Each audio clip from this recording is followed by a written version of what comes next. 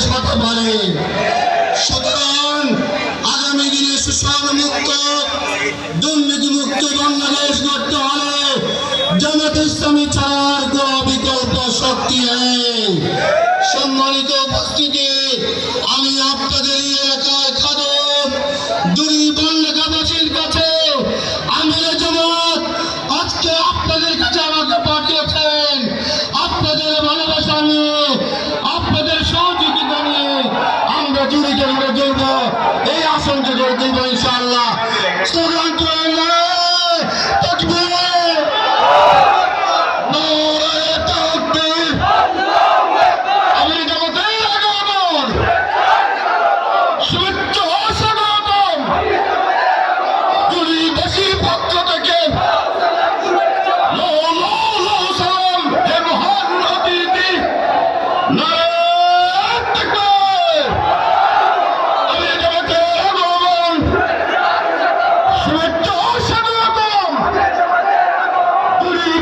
পক্ষ থেকে